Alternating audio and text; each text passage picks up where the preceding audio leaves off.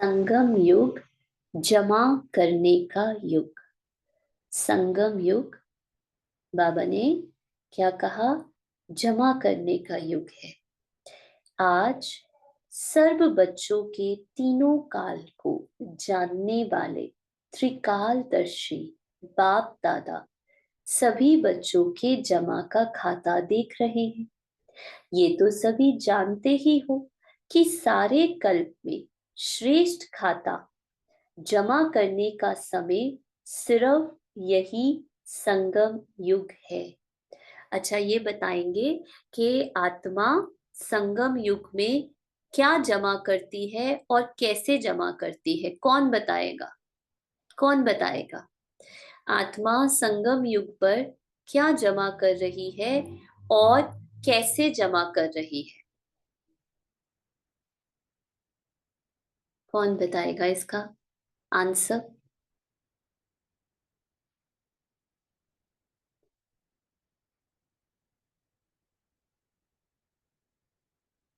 ये तो बुक में नहीं है जो बुक देख रहे हैं।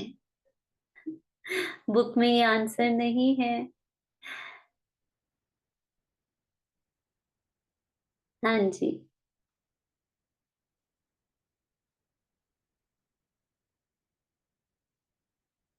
सविता जी बताएंगे।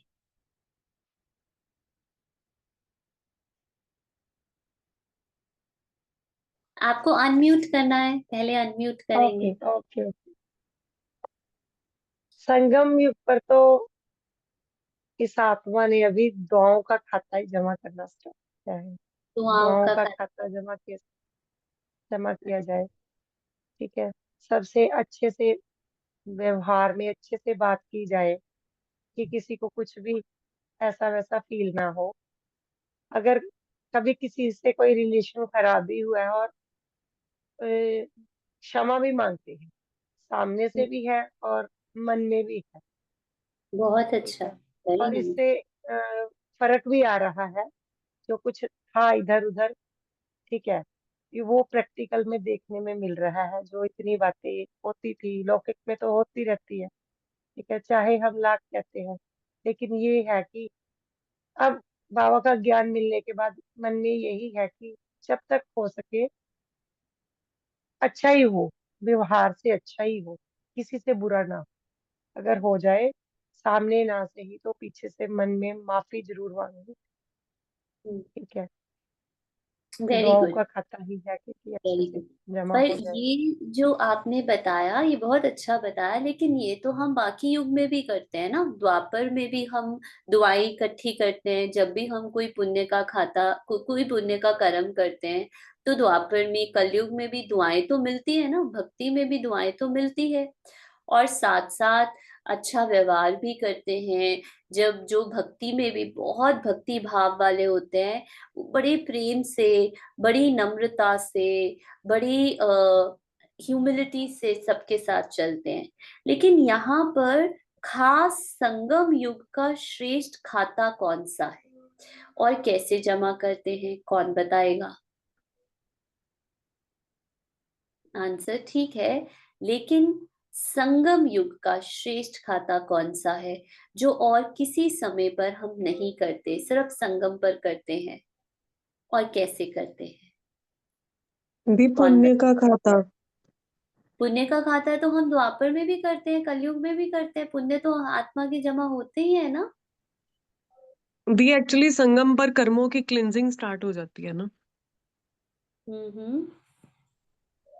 दी क्योंकि पता चल जाता है ड्रामा का, कार्मिक अकाउंट्स का। ये पहले तो पता ही नहीं था। हाँ, शामली जी ने लिखा है शुद्ध संकल्पों का खाता। Very good. ये एक खाता हम कह सकते हैं कि केवल संगम पर हमें पता चलता है, क्योंकि उससे पहले हमें भक्ति में, आप सोचो, हमें कहाँ नॉलेज थी कि हम संकल्पों को भी हमें अच्छा सोचना है। हमें किसी ने कभी बताया भी नहीं था कि हमें अच्छा सोचना है ना। तो very good, this is good answer. बाबा से मिलन की खुशी का, यस, परमात्मा को भी नहीं जानते थे। संगम पर सबसे ज्यादा जो हमें एक गिफ्ट मिला है, वो है परमात्मा का साथ, राइट। आत्मिक रूप से होता है संगम में। Soul meet supreme soul. बाकी रोल कॉन्शियस है, यहाँ सोल कॉन्शियस है, राइट। परमात्मा प्रेम का खाता, कितने खाते हैं सोचो, संकल्पों का खाता, ठीक है। परमात्म मिलन, परमात्म प्रेम का खाता, फिर उसके बाद आत्म अभिमानी में किए हुए श्रेष्ठ कर्मों का खाता, खुशी का खजाना, शक्तियों का खाता, गुणों का खाता, गुणों का ज्ञान खजाना। का खाता, जो हमें सिर्फ और सिर्फ संगम पर ही मिलता है बाबा के द्वारा। और ये खाते हम जमा कैसे करते हैं, इसको ध्यान से समझना। जितना जितना हम इन शक्तियों को, इन खातों को यूज करते जाते हैं, ये है अभी आप ज्ञान सुन रहे हो, पर जितना जितना मैं प्रैक्टिस, फॉर एग्जाम्पल श्रेष्ठ संकल्पों का खाता हमें मिल रहा है ना, हम रोज बाबा की मुरली सुन रहे हैं, हम जितना चाहे श्रेष्ठ खाता, संकल्पों का खाता ले सकते हैं। दिन में 3-3 4-4 बारी मुरली पढ़े, ठीक है, तो संकल्प उतने उतने श्रेष्ठ संकल्प मिलते रहेंगे। लेकिन उनको यूज कैसे करना है, उनको बढ़ाना कैसे है, जब मैं वो संकल्पों को यूज करने लगती हूँ, कर्मों में लाने लगती हूँ, उस ज्ञान को यूज करने लगती हूँ। ऐसे ही होता है संगम युग पर जमा के खाते को यूज करना या बढ़ाना। ऐसे ही फॉर एग्जाम्पल परमात्म प्रेम, हमें हर सेकंड, हर श्वास परमात्मा का प्रेम हम चाहे तो अनुभव कर सकते हैं, लेकिन उसको यूज करना, बाबा की शक्तियों बाबा के प्यार को अपने कर्मों में, अपने व्यवहार में यूज करना, तो वो खाता जमा होता है। ठीक है, क्लियर हुआ सविता जी को? जी। तो बाबा कहते, छोटा सा युग, छोटी सी जीवन है, लेकिन इस जीवन की विशेषता है, जो अब ही जितना जमा करना चाहो वह आप कर सकते हो। क्योंकि बताया ना, जैसे जितना ज्ञान, इतना ज्ञान अनलिमिटेड है, ठीक है, जितना ज्ञान लेना चाहो ले सकते हो। बाबा का प्यार अनलिमिटेड है, जितना उसको भरना चाहो भर सकते हो, है ना। इस समय के श्रेष्ठ खाते के प्रमाण, पूज्य पद भी पाते हो और फिर पूज्य सो पुजारी भी बनते हो। इस समय के श्रेष्ठ कर्मों का, श्रेष्ठ नॉलेज का, श्रेष्ठ संबंध का, श्रेष्ठ शक्तियों का, श्रेष्ठ गुणों का, सब श्रेष्ठ खाते अभी जमा करते हो। ये नोट कर लो जो पहली बारी सुन रहे हैं, ठीक है। श्रेष्ठ कर्मों का, क्योंकि ऐसे कर्म हमें नॉलेज ही नहीं होती कि सोल कॉन्शियस स्थिति में रहकर जो हम कर्म करते हैं वो अकर्म बनते हैं, श्रेष्ठ बनते हैं। श्रेष्ठ नॉलेज, ऐसी नॉलेज पहले कभी नहीं मिली, ना कभी मिलेगी। श्रेष्ठ संबंध, जो हमारे ईश्वरीय संबंध बनते हैं, कितने सुंदर। ऐसे संबंध मुझे लगता है अगर हमें हर जन्म में मिले तो कभी कोई आत्मा उदास हो ही नहीं सकती। श्रेष्ठ शक्तियों का, श्रेष्ठ गुणों का, ये सब खाते अभी जमा करते हैं। द्वापर से भक्ति का खाता अल्पकाल का, अभी अभी किया और अभी अभी फल पाया और खत्म हुआ। ऐसे ही होता है, कुछ किया अच्छा, उसका फल मिला और खत्म हुआ। भक्ति का खाता अल्पकाल का इसलिए है क्योंकि अभी कमाया और अभी खाया। जमा करने का अविनाशी खाता, जो जन्म जन्म चलता रहे, वे अविनाशी खाते। बाबा कहते, एक मिनट,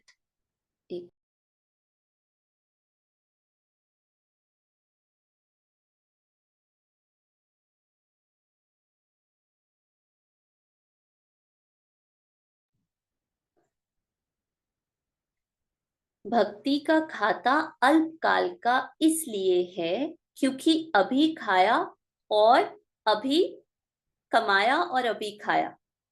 जमा करने का अविनाशी खाता जो जन्म जन्म चलता रहे, वह अविनाशी खाते जमा करने का अभी समय है।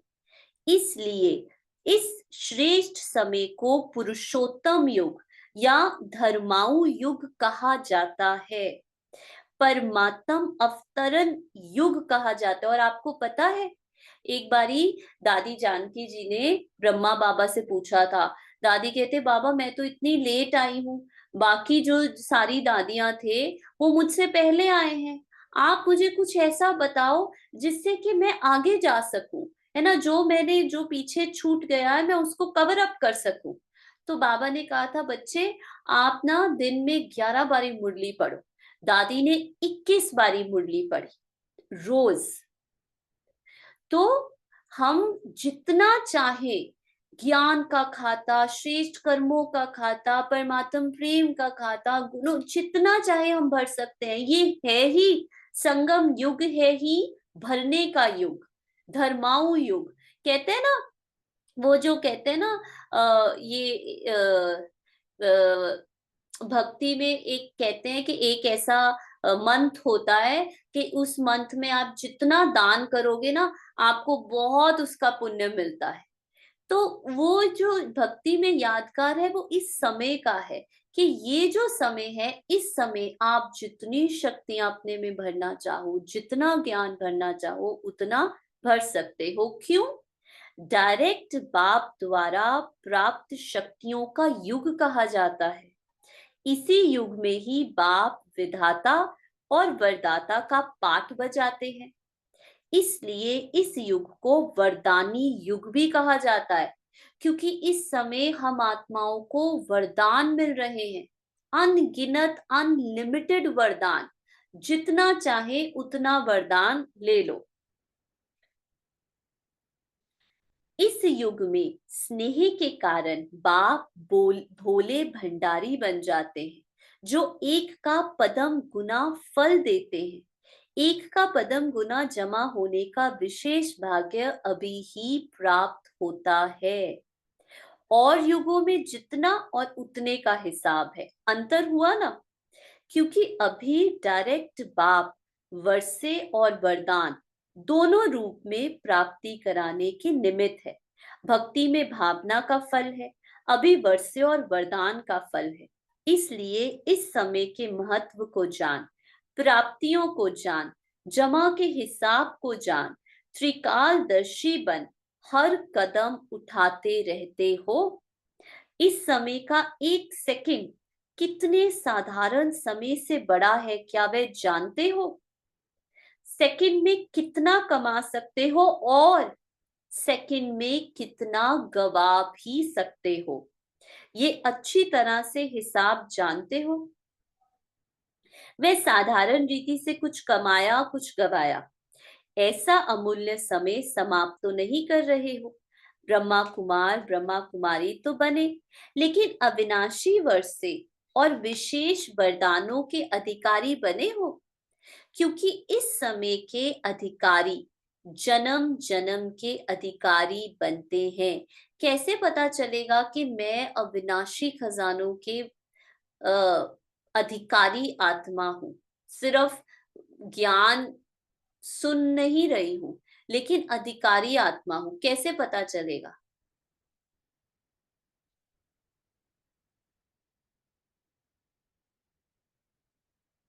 कौन बताएगा? देख, किसी चीज को अपना बनाने के लिए उसको यूज करना होता है ना। तो जितना जितना शक्तियों को यूज करेंगे उतना उतना वो अपनी होती जाएंगी, तो वो अधिकारी हो जाएंगे। राइट, वेरी गुड, है ना। उसके एप्लीकेशन से अधिकारी मतलब, फॉर एग्जाम्पल हम कहते हैं ना, इस प्रॉपर्टी पे मेरा अधिकार है, ये प्रॉपर्टी मेरे नाम पर है, ये ये इसमें यहाँ पर मेरा रूल चलता है, which means I have full control. मेरे पास पूरा कंट्रोल है। मैं कभी भी चाहूं तो इन शक्तियों को मोड़ सकती हूँ, ठीक है। कभी भी चाहूं, मैं जहां चाहूं, जैसे चाहूं, जिस समय पर चाहूं, इसको यूज कर सकती हूँ। 100% sovereignty, very good, very good, yes, 100% sovereignty है। इसको कहते हैं अब ये मेरी नेचर बन गई है। संतुष्ट रहने के लिए मुझे बाहर के लोगों की तरह यू नो बाहर का अच्छा खाना, पहनना, घूमना, फिरना, इसकी आवश्यकता नहीं है। इसका मतलब ये नहीं है मैं वो सब नहीं करूंगी, भले करेंगे, खुशी खुशी से करेंगे, लेकिन मैं कहूं कि अगर मुझे वो चीजें नहीं मिले तो मैं खुशी नहीं हूं, नहीं। मैं आत्मा संतुष्ट रहकर अपनी इस ओरिजिनल नेचर में रहकर अब वो सब कर्म कर रही हूँ। अब उन कर्मों से मैं खुशी नहीं ले रही हूँ, मैं प्राप्ति नहीं ले रही हूँ। ये है अधिकारी आत्मा की निशानी। इनफैक्ट मेरा कहीं जाना दूसरी आत्माओं को वो सुख और शांति दे रहा है, ना कि मैं किसी जगह से या किसी व्यक्ति से या किसी वस्तु से कुछ। अब हम अधिकारी आत्माएं बन गए हैं, unaffected by any ups and downs, stay tuned in any circumstances। हाँ, इसको कहेंगे। और बाबा कहते फिर आप एक जन्म के नहीं, जन्म जन्म के अधिकारी बन जाते हो।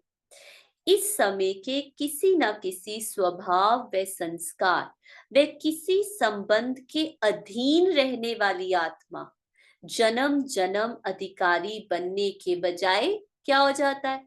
अगर इस समय कोई स्वभाव, कोई संस्कार, किसी से मैंने अपनी पहचान बनाई और मैंने सोचा नहीं ये तो मेरी नेचर बदल नहीं सकती, या ये संबंध तो मुझे चाहिए ही चाहिए, तो बाबा कहते जन्म जन्म अधिकारी बनने के बजाय प्रजा पद के अधिकारी बन जाते हैं।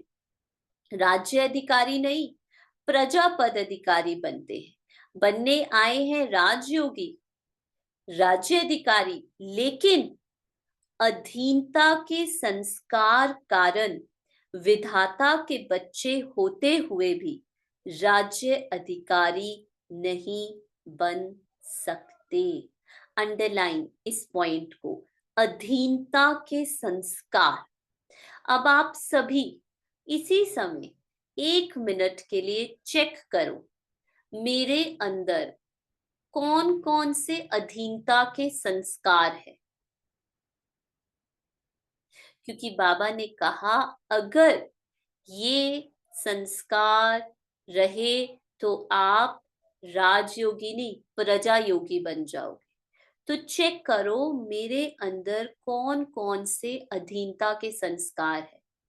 अब ये डर का संस्कार हो सकता है, ये किसी आत्मा पर डिपेंडेंसी का संस्कार हो सकता है, ये किसी प्रकार की अप्रूवल का संस्कार हो सकता है, ये किसी प्रकार का कोई सूक्ष्म से सूक्ष्म पहचान मैंने बनाई हो अपनी किसी पर्सनालिटी से, रूप से, किसी कल्चर से, कुछ भी, कोई भी चीज जो मुझे प्रभावित कर रही है, कोई भी संकल्प जो मुझे मेरी साइलेंस की सीट से डिसीट कर रहा है, वो संस्कार अधीनता का संस्कार है। चेक करो।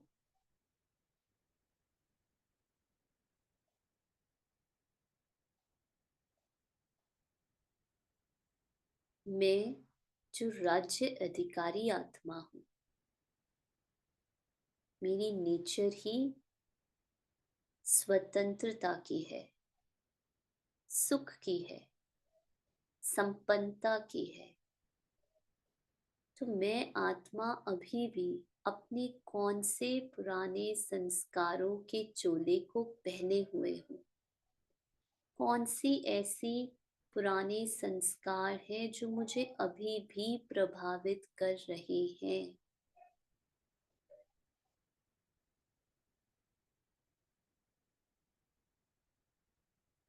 अब मैं उन संस्कारों से अपनी डिसआइडेंटिफिकेशन करती हूँ, अर्थात अब मुझे मेरे ट्रू नेचर की, सत्य नेचर की, अधिकारीपन की एक डीप पहचान, रियलाइजेशन हुई है। तो अब ये पुराने संस्कार होते हुए भी मुझ आत्मा के अधिकारीपन को प्रभावित नहीं कर सकते। तो जब जब पुराने संस्कार आए, आपने अपने आप से ऐसे ही बात करनी है कि बाबा मुझे इन सारे पुराने संस्कारों से छुड़ाने के लिए आए हैं। तो बाबा कहते, जो स्व अधिकारी नहीं पा सकते, जो स्व अधिकार नहीं पा सकते, वे विश्व का राज्य अधिकार कहाँ कैसे प्राप्त करेंगे? विश्व के राज्य अधिकारी बनने का चैतन्य मॉडल अभी स्वराज्य अधिकारी बनने से तैयार करते हो। कोई भी चीज का पहले मॉडल तैयार करते हो ना, तो पहले इस मॉडल को देखो। स्व अधिकारी अर्थात सर्व कर्मेंद्रियों रूपी प्रजा के राजा बनना। अंडरलाइन करो, स्व अधिकारी अर्थात सर्व कर्मेंद्रियां अर्थात मन, संस्कार, संकल्प, सबके राजा बनना। बनना भी क्या, आत्मा तो है ही राजा, आत्मा है ही राजा, इसको याद रखना। प्रजा का राज्य है या राजा का राज्य है, ये तो जान सकते हो ना कि प्रजा का राज्य है तो राजा नहीं कहलाएंगे। प्रजा के राज्य में राजवंश समाप्त हो जाता है। कोई भी एक कर्मेंद्रिय धोखा देती है तो स्व राज्य अधिकारी नहीं कहेंगे। ऐसे भी कभी नहीं सोचना कि एक दो कमजोरी तो होती ही है, संपूर्ण तो लास्ट में बनना है, लेकिन बहुत काल की एक कमजोरी भी समय पर धोखा दे देती है। बहुत काल के अधीन बनने के संस्कार अधिकारी बनने नहीं देंगे। इसलिए अधिकारी अर्थात स्व अधिकारी अंत में संपूर्ण हो जाएंगे, इस धोखे में नहीं रह जाना। बहुत काल का स्व अधिकार का संस्कार बहुत काल के विश्व अधिकारी बनाएगा। थोड़े समय के स्वराज्य अधिकारी थोड़े समय के लिए ही विश्व राज्य अधिकारी बनेंगे। जो अभी बाप की समानता की आज्ञा प्रमाण बाप के दिल तक नशीन बनते हैं, वो ही राज्य तख्त नशीन बनते हैं। बाप समान बनना अर्थात बाप के दिल तक नशीन बनना। जैसे ब्रह्मा बाप संपन्न और समान बने, ऐसे संपूर्ण और समान बनो। राज्य तख्त के अधिकारी बनो। किसी भी प्रकार के अलबेलेपन में अपना अधिकार का वर्षा व वरदान कम नहीं प्राप्त करना। तो जमा का खाता चेक करो, नया वर्ष शुरू हुआ है ना, पिछला खाता चेक करो और नया खाता समय और बाप के वरदान से ज्यादा जमा करो। कैसे करोगे? पुराना खाता खत्म और नया ज्यादा से ज्यादा जमा, स्व राज्य अधिकारी बनकर। जब मैं आत्मा अपने सत्य की स्मृति में रहती हूँ, जब मैं आत्मा जानती हूँ कि मेरी ओरिजिनल नेचर संतुष्टता की है, ठीक है, एवर पीस है, एवर लव है, तो अब जो भी पुराना हिसाब किताब आएगा, आएगा वो किस रूप में आएगा? फीलिंग्स के रूप में आएगा। कभी हर्ट की फीलिंग्स होगी, जैसे आज बाबा ने वरदान में दिया, कभी ईर्ष्या की, कभी घृणा की, कभी व्यर्थ की। ये सब संकल्प फीलिंग्स में आएंगे।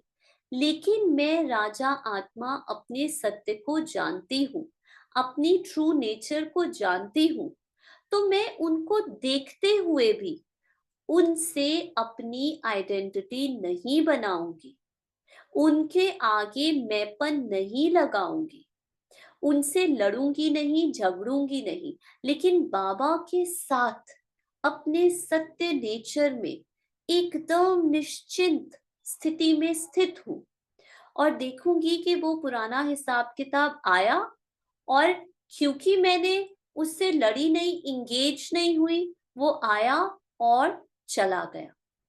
और इसमें क्या हुआ, पुराना हिसाब किताब तो क्लियर हुआ, साथ साथ मेरे अधिकारीपन के संस्कार की जमा भी हुई, क्योंकि मैंने यूज किया, ज्ञान ज्ञान का खजाना यूज हुआ, तो वो भी जमा हुआ। अधिकार, बाबा की शक्तियों को यूज किया, तो वो भी जमा हुआ। तो ऐसे एक टाइम पर जब हम माया की इस इल्यूजन के प्रभाव में नहीं आकर, माया मुझसे अलग है, ठीक है, मैं अलग हूं, जब हम इस अधिकारी, स्वराज्य अधिकारी की स्मृति में, इस अटेंशन में रहते हैं, तो हर सेकंड हमारे लिए फायदा ही फायदा है। तो नया वर्ष शुरू हुआ है ना, पिछला खाता चेक करो और नया खाता समय और बाप के वरदान से ज्यादा जमा करो।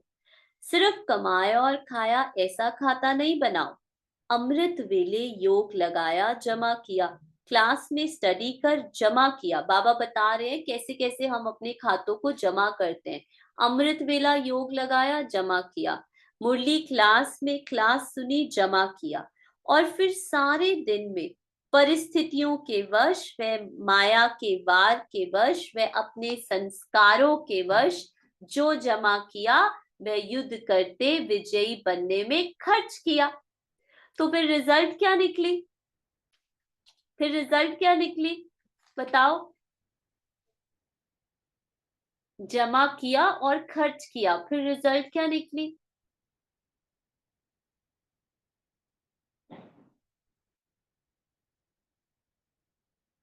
हाँ जी, कुछ जमा हुआ, कुछ सेविंग हुई कि नहीं? सब खाली। पूनम जी कह रहे कोई जमा नहीं, जीरो। इसीलिए हमें लगता है हाय अगले दिन फिर नहीं, नो सेविंग्स। फिर हमें खाली खाली लगता है, हमें लगता है ना, कई बारी कहते हो ना आप लोग, आज तो बड़ा उदास है मन, आज तो बड़ा खाली खाली लग रहा है, आज तो मन नहीं लग रहा ना योग में ना ज्ञान में, क्योंकि नेगेटिव में चला गया, व्यर्थ इतना गवाया।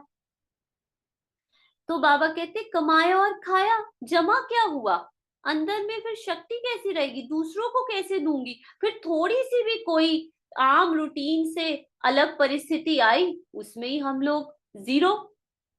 इसलिए जमा का खाता सदा चेक करो और बढ़ाते चलो।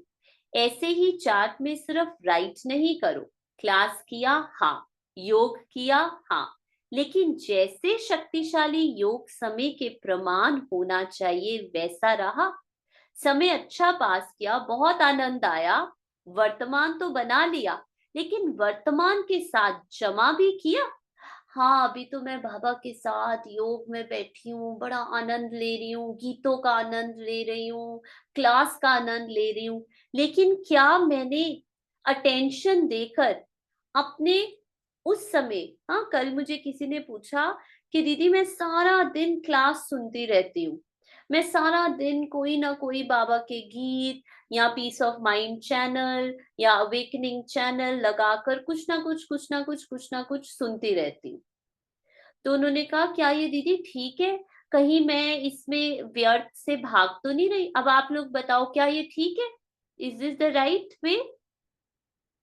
वंदना जी ने ऐसे कहा नहीं नहीं नहीं, क्यों सुनना नहीं चाहिए क्लासेस? ज्ञान का खाता जमा नहीं करना चाहिए? नहीं, ठीक नहीं है। क्यों नहीं है ठीक? क्यों नहीं है ठीक? वंदना जी बताएंगे, उन्होंने इतनी बड़ी ऐसे ऐसे किया था।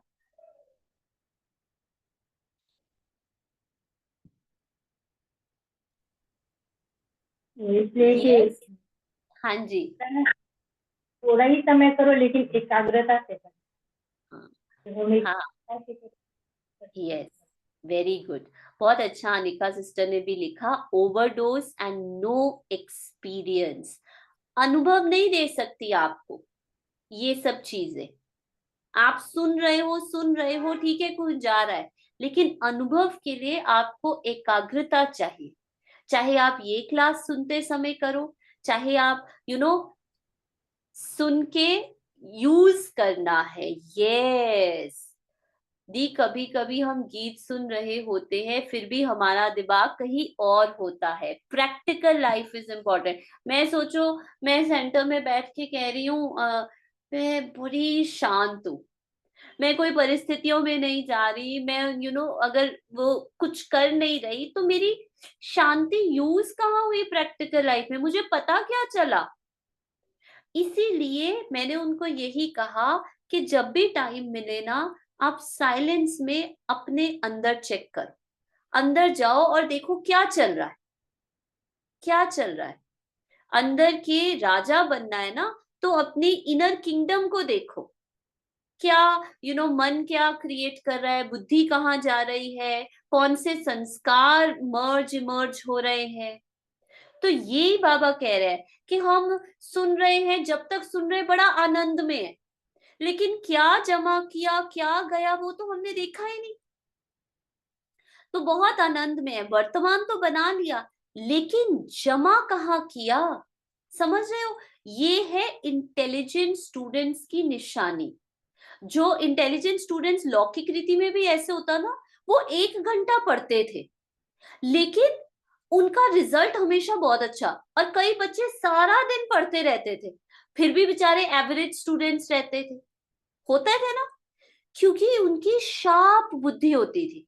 वो 1 घंटा भी पढ़ते थे ना, तो वो उसको याद कर लेते थे और उसको अप्लाई करते थे, यूज करते थे। ऐसे ही शार्प स्टूडेंट्स बनना है, डम स्टूडेंट्स नहीं बनना है।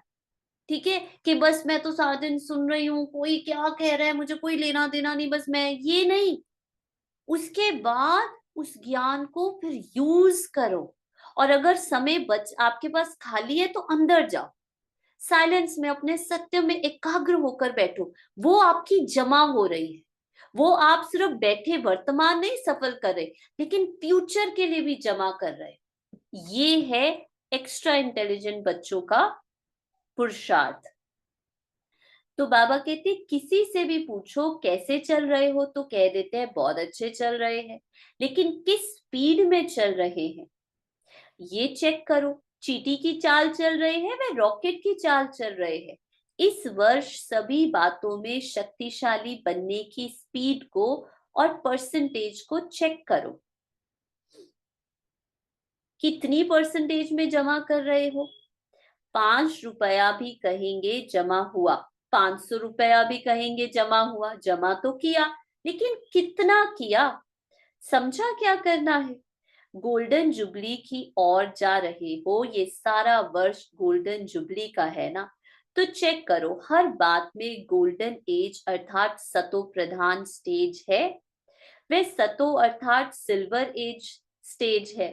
पुरुषार्थ भी सतो प्रधान गोल्डन एज हो, सेवा भी गोल्डन एज हो, जरा भी पुराने संस्कार संस्कार की खाद नहीं हो। मतलब संस्कार तो अंदर रहेंगे, सतयुग में भी होंगे। ऐसा नहीं है कि सतयुग में मेरे अंदर कलयुग के संस्कार नहीं होंगे, वो भी होंगे, लेकिन मैं उन संस्कारों को यूज ही नहीं करती हूँ सतयुग में। तो मुझे उन संस्कारों को देखते हुए भी उनसे अपनी पहचान नहीं बनानी है, उनको यूज नहीं करना है। ऐसे नहीं जैसे आजकल चांदी के ऊपर भी सोने का पानी चढ़ा देते हैं। बाहर से तो सोना लगता है, लेकिन अंदर क्या होता है मिक्स कहेंगे ना। तो सेवा में भी अभिमान और अपमान का अलॉय मिक्स ना हो, इसको कहा जाता है गोल्डन एज सेवा। स्वभाव में भी ईर्ष्या, जिद, सिद्ध का भाव ना हो, अंडरलाइन। नहीं नहीं मुझे तो यही गीत सुनना है, नहीं नहीं मुझे तो यहाँ ये सेवा ही ये करनी है, मुझे तो सेंटर जाना ही है, सारे लोग मना कर रहे हैं। ये क्या है, ईर्ष्या, जिद और सिद्ध का भाव, ये है अलॉय। इस अलॉय को समाप्त कर गोल्डन एज स्वभाव वाले बनो। अर्थात जो गोल्ड होता है ना, वो बहुत ही मैलेबल होता है, ठीक है, उसको जिस भी शेप में मोड़ना चाहो ना आप मोड़ सकते हो, उसकी कोई भी ज्वेलरी बना सकते हो, इतना ब्यूटीफुल। ऐसे बाबा कहते हैं आपके संस्कार होने चाहिए, लेकिन उसकी जो गोल्ड की जो शाइन है ना, वो कभी भी कम नहीं होती। तो संस्कार में सदा क्या हो? हाँ जी, कहा अभी कमेंट्री चलाई थी ना क्लास के स्टार्टिंग में, आत्मा प्योर अलाउंस है।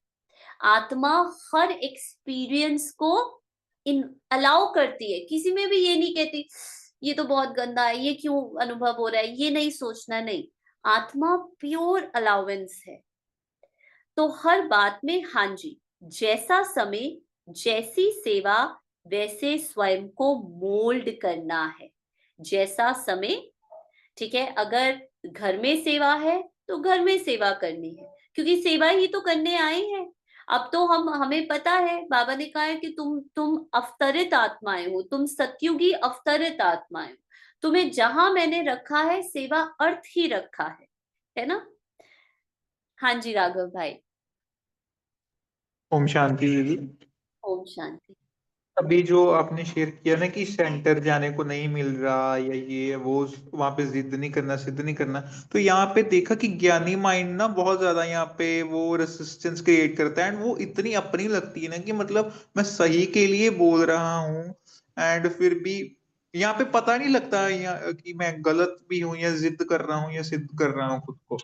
इसकी अगर डीपली अगर देखना हो तो वो कैसे, मतलब कैसे इसको देखना? हाँ, वेरी गुड पॉइंट। हमें भी ऐसा कई बारी होता है ना। ये हमें चेक करना है कि see the point is that कई बारी ये एक बहुत डीप चेकिंग है, पता है, ये आपको ही चेक करना पड़ेगा। कई बारी देर आर टू थिंग्स, ठीक है, कई बारी हम fear, because of the fear, ठीक है, we are not doing it, we are not taking that action, और वी आर, एंड समटाइम्स हम अपने फियर पर जीत पा चुके हैं, लेकिन हमें ये लगता है this is you know a genuine, जैसे रीनी दीदी बताते होते थे कि उनका एक example, that she use to go once in a week, ठीक है, उनका सेंटर इतना दूर होता है या जो भी है ना, सो इट इज, एंड उसमें भी दीदी यूज टू से कि मैं अपनी चेकिंग करती थी कि क्या मैं इस पहचान से भी अपने आइडेंटिफाई हो रही हूँ कि मुझे तो रोज ही सेंटर जाना है, कि मुझे जाना है, जिसको मौका मिले जरूर जाना है, बिल्कुल।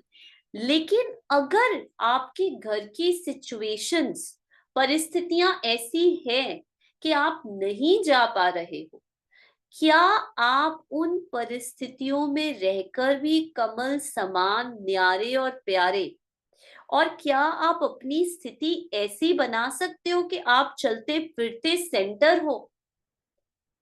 क्या उनको आपसे ऐसी भास ना आए कि भैया ये तो इतने पक्के हैं, ये तो इतने और पक्के भी, और रिस्पेक्ट भी आए, उनके संस्कार हमारे संस्कारों के आगे झुक जाए। और ऐसा हमने बहुत बारी देखा है, बहुत बारी। दूसरी आत्मा के संस्कार ये कैसे होगा? ये सत्य की शक्ति से होगा, ये योग बल की पावर से होगा। तो ये हमें अपने अंदर चेकिंग करनी है कि कहीं मैं अधीनता के संस्कार, डर के संस्कार के अंडर तो नहीं ये कर्म कर रहा, या फिर मैं अपने सत्य में स्थित हूं, ठीक है, और मुझे ये पता है कि ये केवल एक बादल है, ठीक है, मैं और बाबा वी आर फॉरएवर टुगेदर, और ये परिस्थिति मुझे बाबा के और भी क्लोज लेकर जाने वाली, दूर नहीं, ठीक है। अगर मुझे इस सत्य पे निश्चय है तो फिर दिल्ली दूर नहीं है, फिर वो समय दूर नहीं है जब आपके सारे विघ्न अपने आप ही खत्म हो जाएंगे, राइट, है ना। तो यही बाबा कह रहे हैं, बाबा कह रहे हैं जैसा समय जैसी सेवा वैसे स्वयं को मोल्ड करना अर्थात रियल गोल्ड बनना है। मुझे मोल्ड होना है। दूसरा करे तो करूं ये जिद हो जाती है। ये रियल गोल्ड नहीं है। ये अलॉय समाप्त कर गोल्डन एज बनो। हाँ, दूसरा पहले छोड़े, ये दूसरा ये आदत छोड़े, दूसरा ये करना छोड़े, ये नहीं। संबंध में सदा हर आत्मा के प्रति शुभ भावना, कल्याण की भावना हो, स्नेह की भावना हो, सहयोग की भावना हो, कैसी भी भाव स्वभाव वाला हो, लेकिन आपका सदा श्रेष्ठ भाव हो। इन सब बातों में स्व परिवर्तन ही गोल्डन जुबली मनाना है। अलॉय को जलाना अर्थात गोल्डन जुबली मनाना, समझा? वर्ष का आरंभ गोल्डन एज स्थिति से करो। सुनने के समय तो सब समझते हैं कि करना ही है, लेकिन जब समस्या सामने आती है तब सोचते ये तो बड़ी मुश्किल बात है। इसका क्या मतलब है? ज्ञान है लेकिन शक्ति नहीं है। इसका मतलब आपको बाबा के साथ साइलेंस में बैठने का अभ्यास को बढ़ाना है। आपको योग पावर को जमा करना है। ठीक है?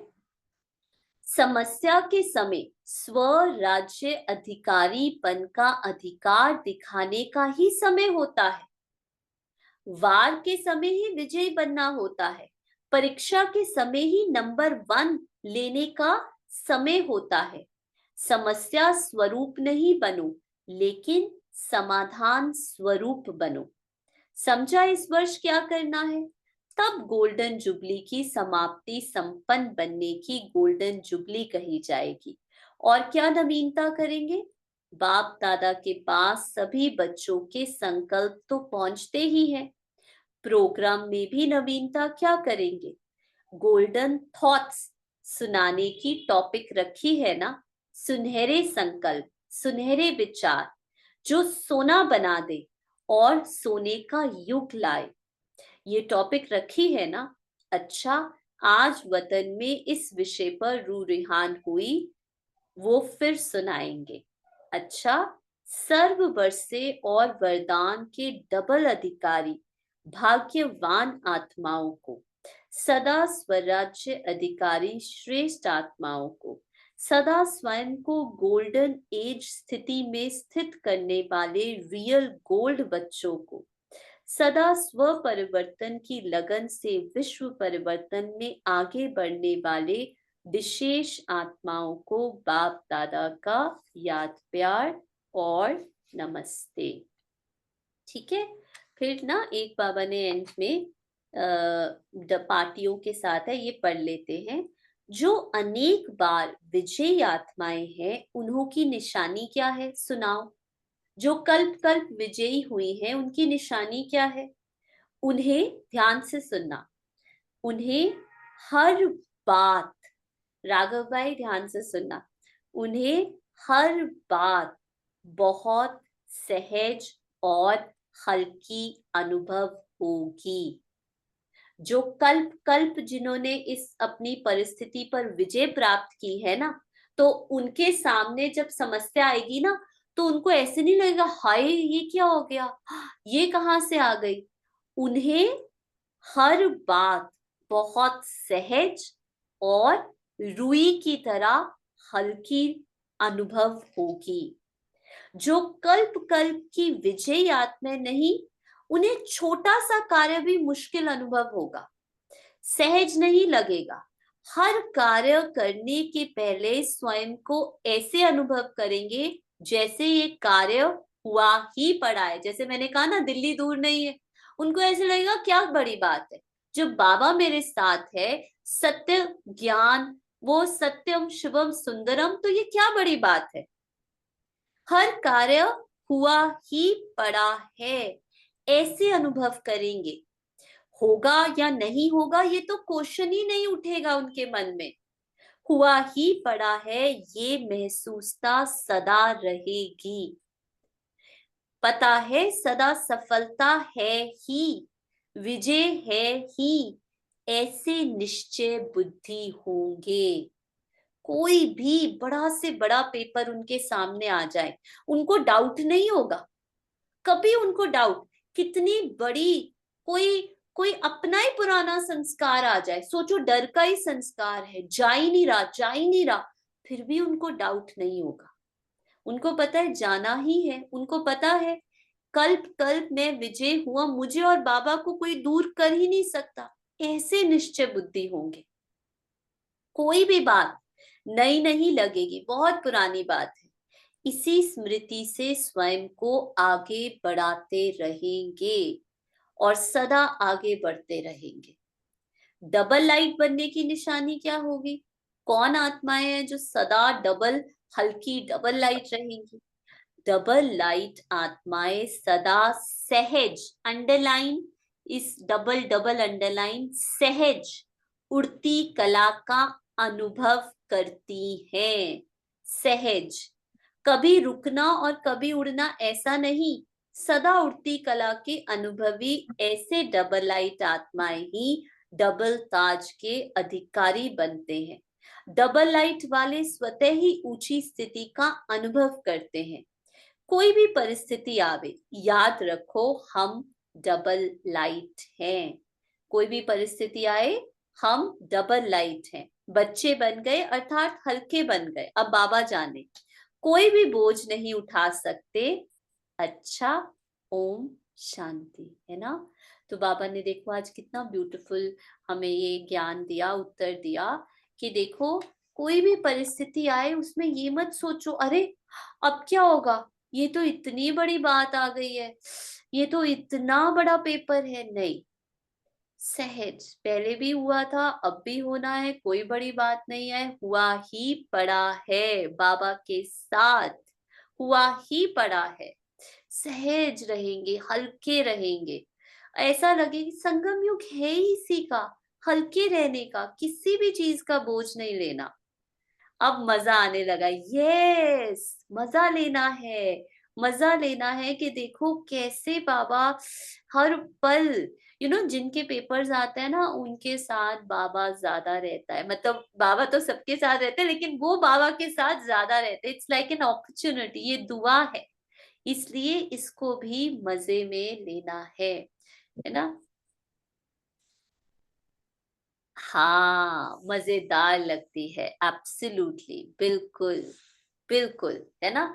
यही, और फिर जब वो लोग देखेंगे ना हमारी खुशी, हमारी शांति, हमारा प्रेम, हमारा रिस्पेक्ट, हमारी स्थिति तो एक रस है।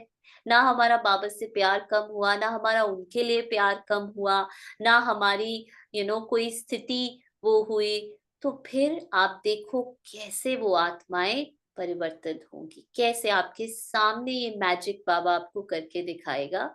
बस हमारे ही अपने संस्कार हैं जो एक विघन रूप बनते हैं। जैसे जैसे हम उन संस्कार से उड़ते जाएंगे और खुद ब खुद बाबा हमें आगे बढ़ाता जाएगा। Okay ji, thank you. ओम शांति। 1 मिनट बाबा की याद में एकदम हल्के सहज। तो आज पूरा दिन अटेंशन देना है सहजता पर, हल्केपन पर, डबल लाइट रहकर हर कार्य करना है।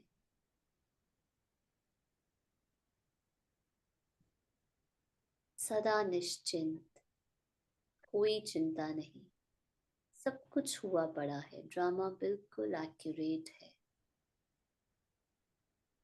सभी आत्माओं के प्रति सदा कल्याण, बस मैं और बाबा, यही मेरा संसार है और यही मेरे संस्कार है। ओम शांति, ओम शांति। Thank you so much, thank you everyone.